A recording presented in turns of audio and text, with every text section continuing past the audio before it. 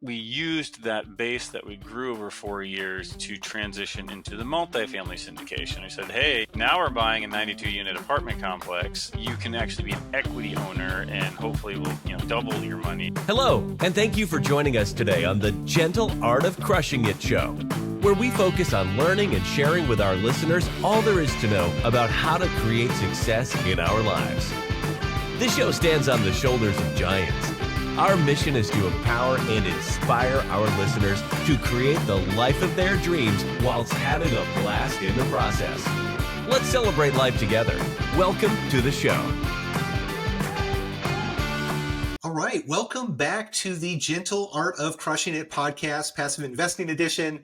My name's Randy Smith, and I will be your host today. And I am really excited to have Andrew Cushman with us today. Andrew, welcome to the show. Good to be here, Randy. Appreciate it. Yeah, thanks so much. So Andrew, by means of introduction, is the founder of Vantage Acquisitions, which he's been doing for just a couple of years, 13 years. And prior to that, he was a single family flipper in Southern California. So you've got just a ton of experience that I'm excited to have you here and kind of share with the audience. So I'm hoping you can kind of kick it off with a quick overview of who you are and your background and how you found yourself where you are today. Yeah, it's funny how quickly you go from the new guy listening to the guy who's been in it for a decade to suddenly you're the guy who's been in it for over a decade. Yeah. But with it, thankfully, still doing all right. I always wanted to be an entrepreneur, but I didn't know how to do that. So when I went to college, I said, well, I like problem solving and I'm good at math and science, so I'll go be a chemical engineer. Graduated, worked for a large food company, got married. My wife and I kept looking for ways to, do our own thing and become entrepreneurs, and eventually discovered house flipping, as you mentioned, and here in Southern California, which California is not a great state to be a landlord, but it is a great state to be a flipper. Okay. And so we learned the flipping business. We did our first one. Basically, that first one, we made as much as I made all year working as an engineer. Okay. And well, there's no better time than that. So I, resigned from my engineering position. That was 2007. Okay. We flipped houses full time for about 4 years. And then, we were, at the bottom of the, post Great Recession. And we said, all right, it's been really good flipping houses, but this is just another job, and it's a brutal one at that. And everyone else is starting to get in the game too at that point. And we said, all right, what's the next big thing? What's the next investment niche that's going to benefit from where the economy is today? And we said, well, we just had a huge recession, which means we're going to probably have a long expansion. So that means household formation and job creation. Okay. And then we said, all right, everyone in the country either got foreclosed on or knows someone who got foreclosed on, which means they either can't buy a house for the next 7 years or they're too scared to buy a house. Okay, so no one can buy a house, no one wants to buy a house, and we have an expanding economy. Rentals should be a really good place to move into. So yeah, 2000 found a mentor and then spent some time learning it, and in 2011 did our first multifamily acquisition. We syndicated it. We did not have the money to do it by ourselves. That was 92 units on the other side of the country in Macon, Georgia. And let's see, 12, 13 years later, we're at about 2,700 units, and it's been a good business. Are you interested in real estate investing but don't know where to get started or think you don't have the time or money? Are you stuck in your W-2 because the golden handcuffs make it hard to walk away? If this sounds like you, check out impactequity.net and schedule some time to talk with the founder, Randy Smith. Randy went from massive income to leaving his W-2 through passive income, and he can help you do the same. www.impactequity.net. A couple major transitions, obviously corporate America, which we all know you're supposed to go out, get a good degree or a good education and go out there and work for corporate America for the rest of our lives. So you had this entrepreneurial kind of spirit behind you that was intrigued to go into business on your own. Do you think that was born from, did you have it around you as you were growing up, or did you know some entrepreneurs, or what do you think it was that kind of drew you to that space, at least initially? No, my parents both had kind of normal jobs, nursing and sales. Okay. So it wasn't, we didn't have, I guess you would say, like, strongly entrepreneurial family, but I definitely, learned in that, in my home environment, the value of hard work. And so I just remember as a kid, I mean, as far back as I can remember, actually, when I was 5 years old, I would go to my grandfather's house. We would walk around the golf course. I would dig the golf balls out of the bushes that the guys lost, clean them up, and then sit there with my little red wagon and sell the balls back to the guys who lost them. Yeah. And, there's a picture of me at like 5 years old with $17 cash in my hand. And I just thought, I mean, that felt like a ridiculous amount of money at, You had 5 years old, arrived. and 5 years Yeah. old in the 80s. Right. And then just growing up, I shoveled snow, I mowed lawns, I raked leaves. I mean, I was just always just out there finding ways to do things. And, it was just, I just kind of, I guess, grew up with a mentality of, if you want something, go do the work to earn it. Yeah. And just kind of enjoyed the idea of, and also, what you learn is when you're an entrepreneur, you're really only, your upside is only really capped by your ability to work hard, your willingness to work hard, and then the success that you achieve with it, right? Yeah. And so I kind of like that idea of, the harder not having any cap to the upside. So, and of course, there's more risk on the downside too, right? There's no Yep. guaranteed paycheck. We've gone 12 months with no income almost, but it's the risk is worth it. Okay. Yeah. So that's amazing. Now, yeah, I'm curious. You mentioned in the flipping space, of course, everybody was doing it. We've all seen the HGTV shows. That's what probably inspired me to buy my single families as well when I first started. You had mentioned prior to us starting recording that you actually had investor capital that you used in that space as well. And since our audience is really geared towards passive investors, can you talk a little bit about what that looked like? Because there could be some folks that might have an interest in being that type of a passive investor. You mean in terms of for the single family flipping? Yeah. Yeah, Yeah. absolutely. So it's really funny when we did our first flip, and then we really started getting into it. There's a local guy who lived in our town that, in our heads, was our biggest competition. And he owned the biggest. He was the broker. He owned the biggest realtor group in the town, in our city, and all of that. And the interesting thing is, when we did that first flip, once we got it under contract, I had no idea where we were going to get the money from. Right? I just let's get a deal. We'll figure out the money later. And so I remember I opened escrow, I walked out the front door, and realtor friend of ours, I had him meet us there at escrow, kind of more of as a comfort blanket, right? Because we're doing this scary thing. And we walked out the door, and I was like, "Hey, do you guys have $140,000 that you'd like to invest in this deal with us? Because that's how much we needed, and I didn't have it, Sure. right?" And they looked at it, they go, "No, but we know somebody who might." So guess who ended up being our number one funder of deals for the next 4 years? It was that local guy who Yeah. decided he would much rather give us the money and earn a solid interest rate than actually do the deals himself. I love it. Yeah. And so he funded, I don't know how many of our flips. And then over time, what happened is people kind of like, you were just saying, Randy, well, hey, tell our listeners, people would just be like, well, how come you didn't ask me? I'm like, I didn't know. Right. Right. So we just built up people over time. Like, I'd just be like, hey, we're buying this condo for 200. We're going to put 40 into it. We hope to sell it for 3, whatever. We need a loan for 200, and it's probably going to be 4 months. And like, okay, cool. And they just wire the money to escrow. So that way we could buy these properties without having to have a ton of money, which is required in Southern California. Sure. And then we used that base that we grew over 4 years to transition into the multifamily syndication. We said, hey, now we're buying a 92-unit apartment complex. Here's the projected returns over the next 5 years. Instead of just earning, 10% interest, you can actually be an equity owner, and hopefully will, double your money in 4 or 5 years or something like that. And so that was the initial kind of kernel of our investor base, was we transitioned from single family to multifamily. Okay. Yeah, no, thanks for walking through that. I've looked at that space as well, because it's generally a higher cash flow play.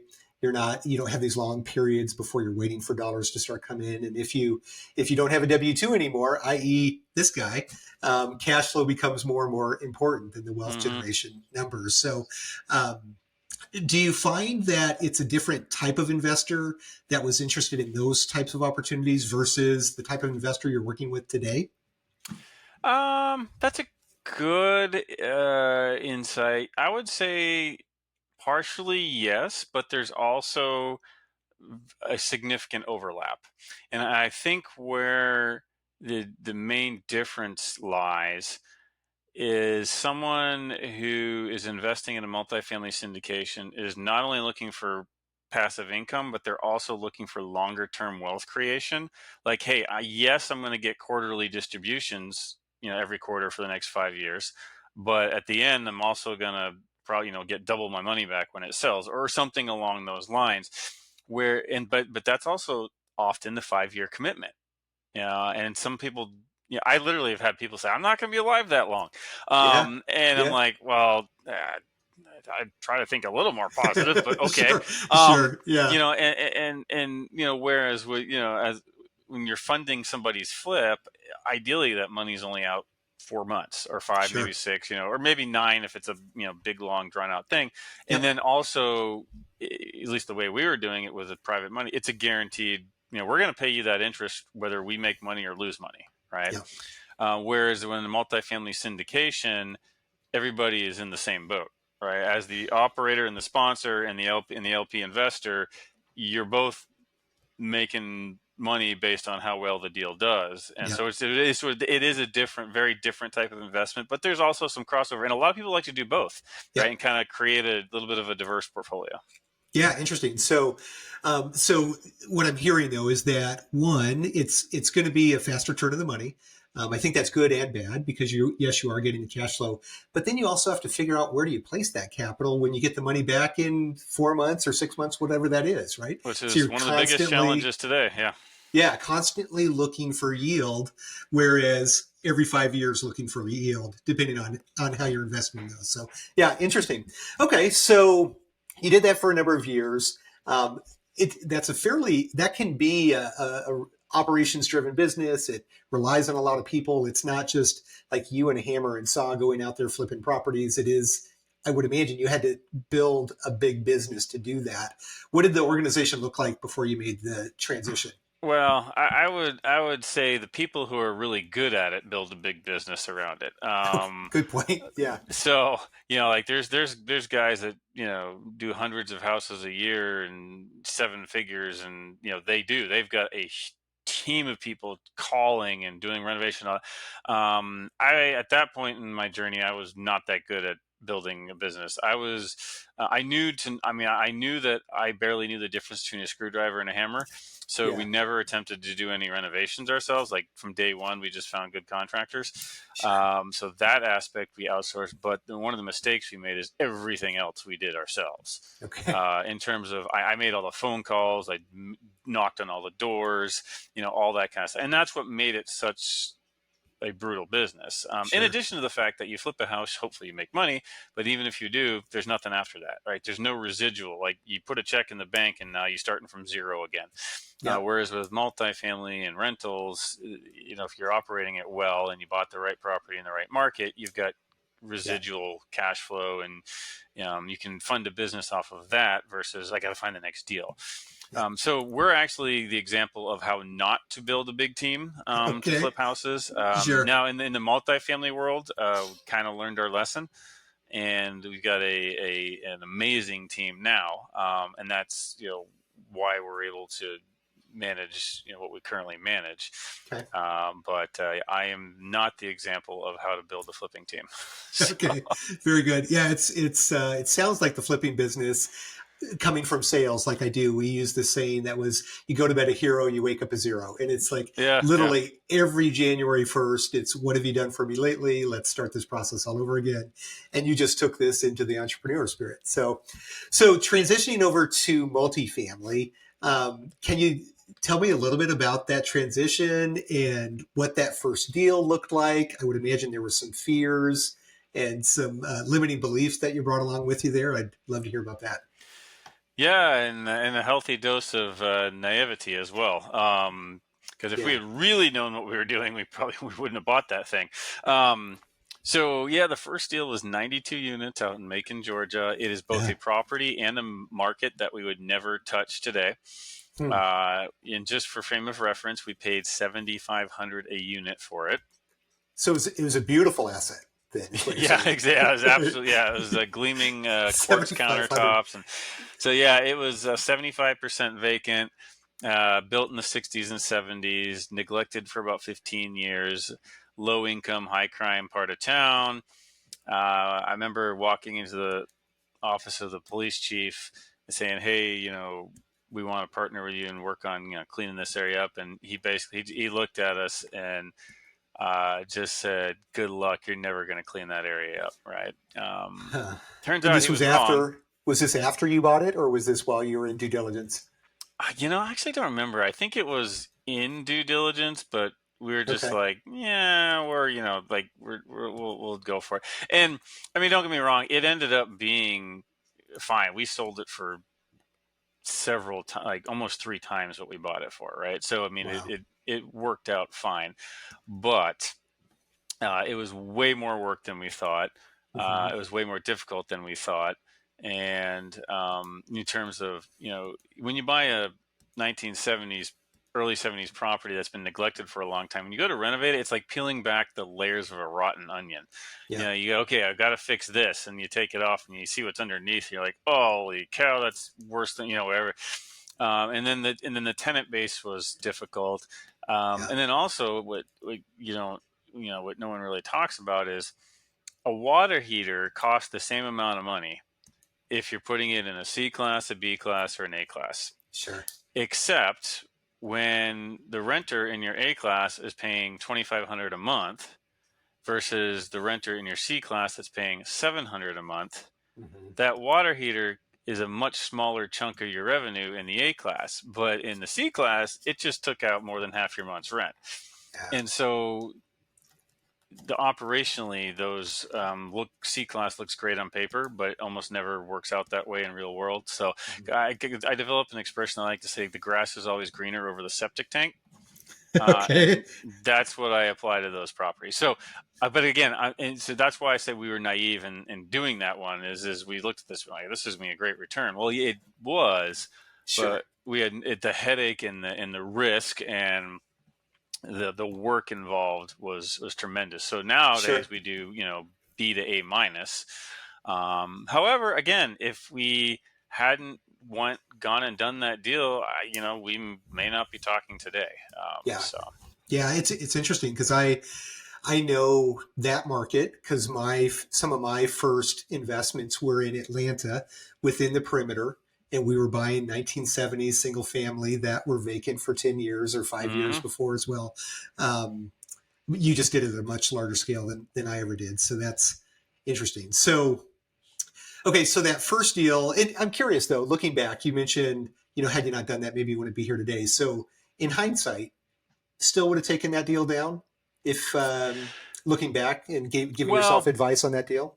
it's a little different. So it's funny. I forget who says it, but it's someone really famous too. But I think it's Steve Jobs actually. It's like it's always easy to connect the dots in reverse, right? Yeah, yeah, So I can look and say, well, if we hadn't done that deal, we wouldn't be here today. And there's a lot of truth to that. However, knowing what I know now, if I would go back and redo it, I would buy a B class property because when I look at the last 13 years of doing this or 12 years, and I look at all the properties we've bought and the ones we've sold, the highest returns and the lowest risk and lowest headache was our class B stuff. interesting. So if I start over, I would go straight to class B. Got And it. what happens is, as person who's, most beginners going into multifamily go straight for class C because number one, there's more deals available because there's less competition for it. Two, it's cheaper, so it seems more attainable, Yeah, right? Well, why am I going to pay 150 unit for this B class when I can get this one over here down the street for 80? Well, there's a reason.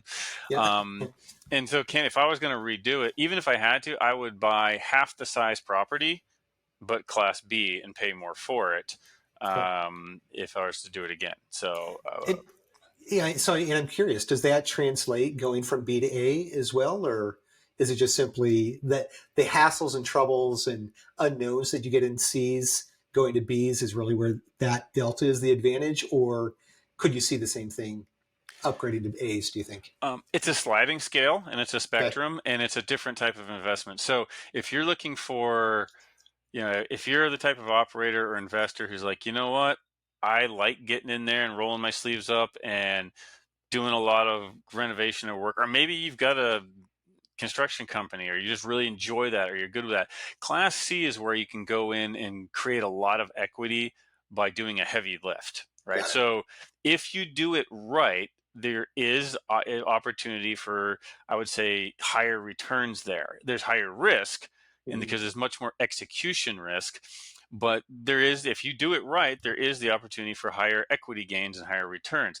On the other side of the spectrum, Class A, you're going to pay way more, and typically the yields are way less. So if you look at the, that's why Class A trades at much lower cap rates than Class C, Yep.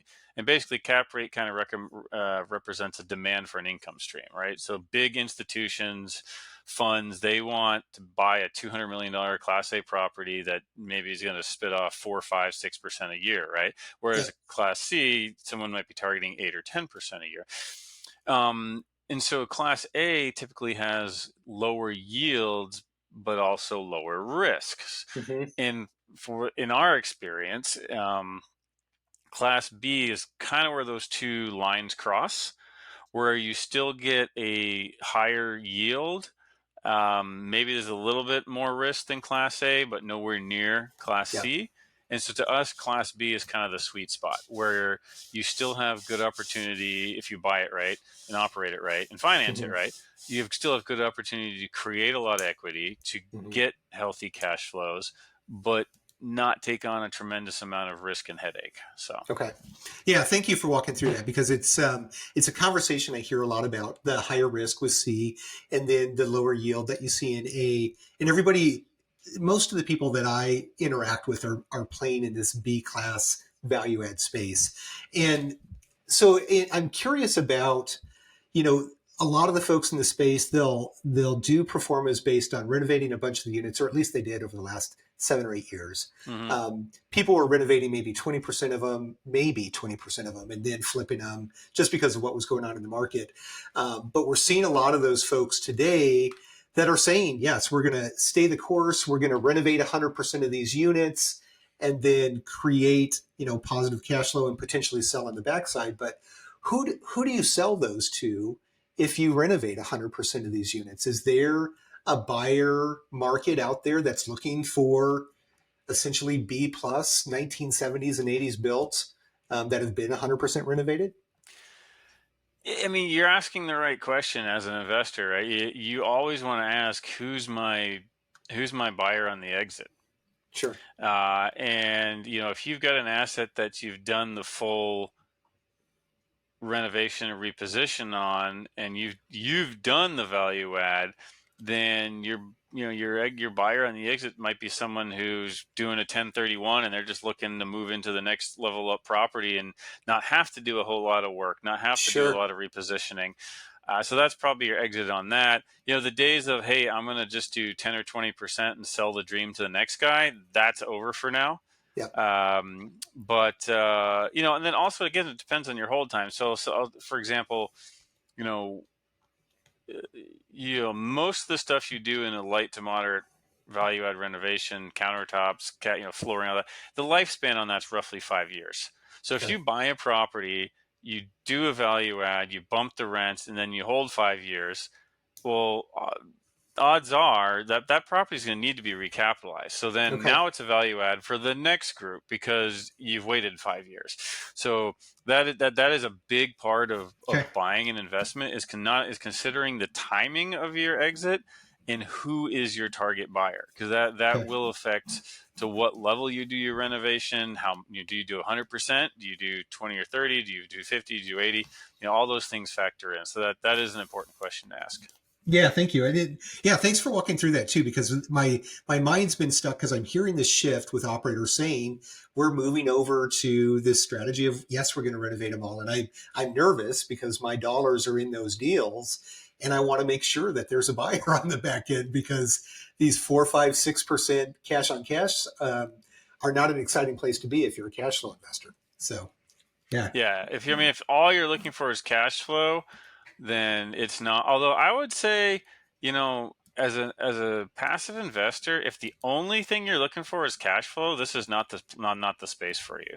yeah, Multifamily investment really is a hybrid investment. okay, It's a cash flow and equity creation. If you just want straight guaranteed cash flow, go find a really good experienced flipper and get 12%. Because like you said, Randy, an apartment complex these days, if anyone's telling me that the cash flow is going to be more than 6%, I start getting suspicious. yeah, Now, when over a 5 year time frame, by the time you factor in cash flow and appreciation, it's the equivalent of getting like 15% a year, sure, but that doesn't show up until the whole thing's said and done in 5 years. Plus, you get depreciation. So I do think, if you're just looking for long-term wealth creation, I feel, to me, the multifamily is better. But if you're a straight cash flow person, it might not be the best. okay. Great advice. Thank you. Well, let's here we've talked for 25 minutes about strategy and theory. Let's talk about what you guys are doing today. You guys are clearly Class B value add. Hmm. Looking at your portfolio through your website, it looks like we see still a lot of Georgia and Florida primarily. What's kind of your target that you guys are looking for? What's the ideal asset look like today? Yeah, ideal assets, 80 to 250 units, built 1990 or newer. Okay. We'll still buy 80s construction, but we like to be between, newer than 1990. Florida, Georgia, the Carolinas, and Eastern Tennessee are Okay. basically the markets that, we consider. And the reason being it's business friendly, it's landlord friendly, and lots of people are moving there. And it's contiguous, and I can be from Southern California. There's like 4 or 5 direct flights to Atlanta every day. I can be there in Hmm. 4.5 hours. It's actually, despite the distance, it's very easy to get to.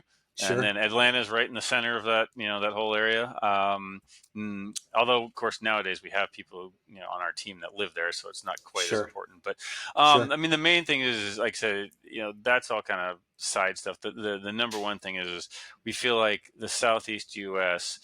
is a region where the macroeconomic trends strongly support multifamily for a very long time going forward, a Okay. decade plus. So Okay. Now you mentioned the team, and you got feet on the street there, of course. But what's the team look like today? What is Vantage Point Capital look like today? Is this a 20-person group or is this a 100-person group? What do you guys look like? no, we still try to operate fairly lean. Okay. Like you and I are both in GoBundance, and there's a bunch of GoBundance guys that will say the reason they crashed and burned in the Great Recession is they had too much wage overhead, Got it. and too much expense. And so we try to stay lean on the expense side so that we never feel like we have to do a deal to pay the bills. Got it. So we've got a couple of people on the asset management side, a couple of people on the acquisition side, an investor relations person, a full-time virtual assistant, and then we use third-party property management.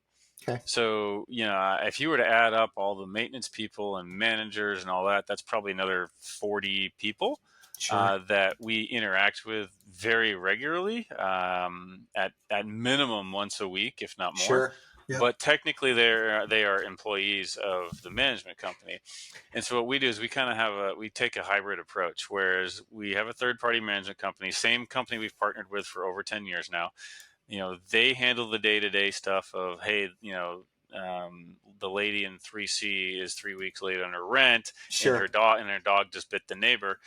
They handle all that stuff, Okay. whereas our job is asset management, providing the vision, providing the direction, the big picture, and then our really our biggest job is to serve and empower our on-site teams so that they can do, as their job as best and as efficiently as possible. So Yep. And it sounds like you can do that whether they're your employees or they're the property management crew themselves. yeah, you have to have the right property management company. Some Sure. property management companies aren't comfortable with the owners being that close to the on-site teams. Okay. But we just, from day one, they're like, this is how we're going to do this. And, S&P was like, okay, we're good with that. And it's worked out really, really well. So, Okay. Well, we are coming to the, I don't know if we're the top or the bottom of the hour, but we're getting close to 30 yeah, I minutes. never remember which one is which either. So, Right. Um, but I can't get off get off a podcast recording with an operator as experienced and successful as yourself without asking about where do you see the market going? Where do you see the future of multifamily going? Are you still bullish? What are your thoughts there? yeah, I left my crystal ball in my pocket and it went through the laundry. So it's cracked and Ah, cloudy. But okay. um, so we'll start in the macro, the big picture. The big picture is, depending on who you're talking to, the numbers vary from 2 million to 4 to 6, whatever. It doesn't matter. The fact that for at least probably the next 10, 20 plus years, the United States definitely has a housing shortage, and especially affordable housing. So class C and class B. Yep. So economics 101, if demand outstrips supply, then you're going to have upward pressure on pricing, which for us means the price of units when you sell them, and then the rent that you get when you're renting the units. So Yep. the long-term trends are very good for multifamily investment. And then on top of that, if you position yourself in markets where the population growth is better than average, Mm-hmm. then you're going to have even stronger tailwind, because Yep. if there's one factor to pick is as the most important thing for a success of a rental property, is population growth. Okay. I mean, if you've got a single family house, that you only need to rent it to one person, that probably doesn't Right. matter. But if you've got larger buildings that you need to keep well occupied, you want to be in an area of population growth and good incomes. Okay. So big picture, multifamily, I think, is one of the best places. It's also best places to be. It's also a hedge against inflation and the Mm-hmm. devaluation of the dollar, which is Yep. definitely a trend. Now, with that said, could prices fall further in the next 6 to 24 months? Absolutely. I would say Mm-hmm. we are probably down, depending on the asset class and market, we're down anywhere from 15 to 25% from the peak pricing, which I would call January 2022. Okay. And that is almost solely because of interest rates. The cost of debt has gone up, so therefore people are offering less when they're trying to buy a property. Yep. Operations have actually stayed really good. So if operations stay roughly the same and interest rates do not go significantly higher, then I think we've actually are at the bottom in pricing. Yep. So so I think what will happen over the next 6 to 24 months is we will see more properties actually transacting at the current pricing level, whereas right Okay. now we're only like 20 to 25% of normal volume, because sellers are like, well, if I ain't getting my price, I'm just not selling. Well, Right. eventually they're going to have to sell. So I think the stuff that's trading today is 20% off of the previous high. I don't think we're going to see a whole lot more decline from there. I just think we're going to see a lot more opportunities at the lower prices Yep. before things eventually take off. If you buy the right property in a good location and you operate it right, and then you put the proper debt on that property, Yeah. 5-6+ years from now, I would be very surprised if that is not worth a lot more then than it is today. Okay. And if you're a longer term investor, I have never met anyone who regretted buying a property 20 years ago in a good market. So, Yep. Yep. So, and you mentioned that too, good debt. Are you a fixed rate, long-term debt guy, or are you a floating rate, fixed cap, all of that stuff? so we tend to do the opposite of what everyone else is doing. So in 2019, 2021, 22, when everyone was floating debt, we were going, wait a second, this is the lowest interest rates in the history of mankind. Mm-hmm. So statistically speaking, the odds of them going lower are much less than the odds of them going higher. So when everyone took floating rate, we fixed. Yeah. So so our portfolio, we're like, we're good. With Yeah. the exception of one property that we had to take a floating rate because there was a new construction element to it. And so we could not get a fixed rate loan. We had to do a floating bridge. Fortunately, we have a rate cap on it, so it's still cash flowing and it's okay. But other than that, we fixed everything. Now that rates are up and everyone's like, oh, this is horrible. Everyone's like, okay, we got to fix rates. The worst time to fix rates is when Yeah. you're at the top of a rate hiking cycle, because when rates eventually come down, you're going to be stuck in those loans because the prepayment penalties are going to be massive. Yeah. So with we are debt is probably the trickiest piece of the puzzle right now. I will say we're not just saying, okay, we're going to go floating and all that, but we are being very careful about fixing long-term debt right now, because that could actually, a few years from now, that could be just as big of a problem as floating rate is today. Yeah. So we look at everything. We look at, do we float with a rate cap? Do we do fixed for 3 to 5 years? Freddie Mac just came out with a really good product earlier this year, where they give you a short-term loan that's fixed, but you can prepay it after like 3 years. So that's kind of a middle of the road option. So yeah, debt, especially the debt piece, it's often pays to do the opposite of what your emotions tell you to do. Yeah, no, great answer. I hadn't even thought of that, and that is an amazing answer. So thank you. Well, very good. This has been, this has been a lot of fun. I really appreciate everything that you've shared with us today. It's kind of a different mindset than a lot of the folks that I talk to, and I guess that's probably why you've been so successful in doing what you're doing. So, I do have a few questions I would like to ask before we let you off here. If we can jump into those. Sure. So, keeping in mind that this is a audience that is either new or newer in the passive investing space, do you have any ideas or suggestions for education or resources that maybe they should be leveraging to learn more about this space? I mean, if they're listening to your podcast, they're already off to the right start. So of course I would add to that bigger pockets. I would also add, it's very tempting in the beginning to listen to just real estate podcasts. Don't do that. Okay. Listen to real estate podcasts, but also listen to business and economics podcasts, so you Sure. can kind of get a bigger picture. Be careful of a lot of the gurus out there, especially with the massively priced coaching programs. But with that said, some of those 2 and 3 day camps, you know what, you can glean some good information, and more importantly, there's often really good networking there. Yep. And then get into a mastermind, whether it's one that you go and pay for, or whether it's just a group of like-minded people to yourself, and you get together on a Zoom call once a month, or at a local restaurant, and you talk real estate. So yeah, that's how I would get started. And if you can, before you jump into your first big deal, especially, see if you can get a mentor or a more experienced partner to kind of help you along those lines. Love it. And then you mentioned business and economics resources. I've started to listen to more and more economic stuff. Anything there specifically you could point us towards? Yeah, so my favorite a couple of my favorites are it's one called Macro Voices. Again, they're not real estate focused. In fact, sometimes they'll talk an hour about the oil markets, but there's a lot of really good big picture stuff in there. It's called the Rate Guy podcast. Basically, it's exactly what the title is all they're talking about is interest rates and where they think that's going. Obviously, that has a huge impact on real estate investment, and there's a lot of other good ones out there too. But those are two that come to mind without looking at my phone.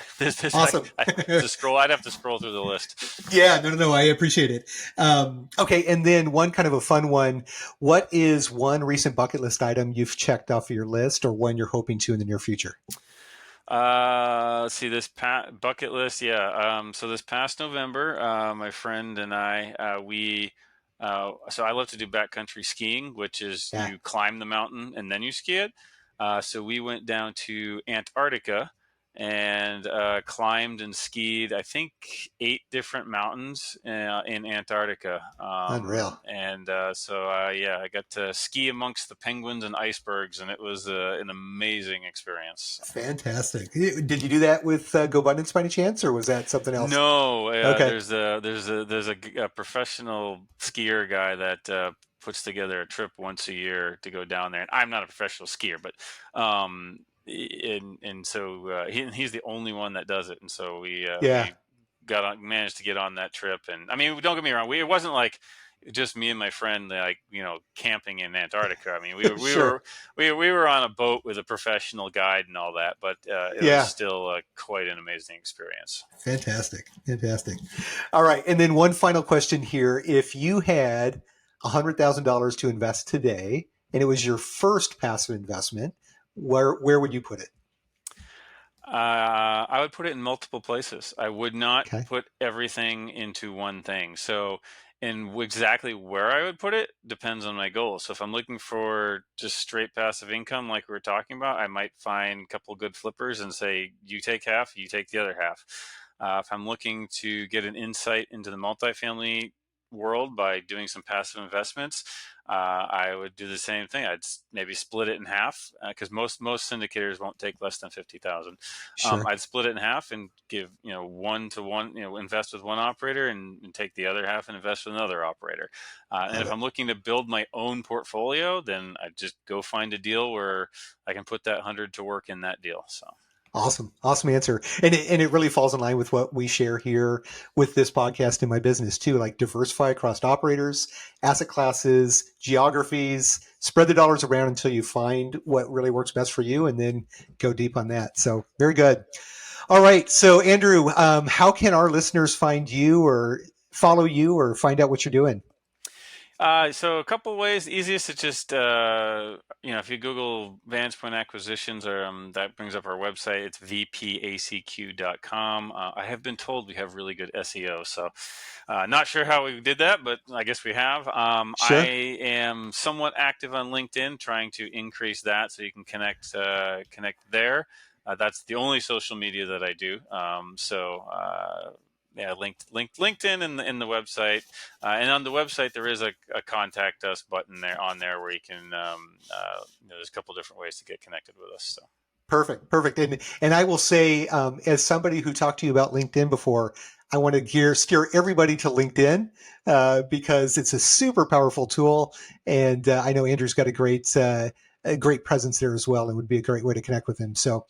Well, Andrew, thank you so much. I really appreciate you coming on the show. I know your time is extremely valuable, and you've been really gracious with the amount of time that you've spent with me, not only in this, but another call. So thank you so much for being on the show today. All right. Good talking with you, Randy. Appreciate it. Awesome. All right. And to the listener, as always, we encourage you to continue that education process down the passive investing journey. More importantly than the education, though, just continue until you feel confident in placing your first investment. I'm confident once you do, you'll be so glad that you did and wish you had started many, many years earlier. And with that, we will end it for today, and join us again next Thursday when we have another great guest on the show. Thanks so much. Well, there you have it, ladies and gentlemen. Another episode of The Gentle Art of Crushing It. It was an amazing episode. We know we sure learned a lot, and we hope you did as well.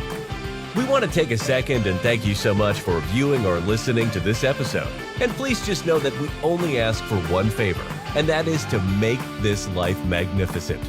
Thank you, and have a wonderful day.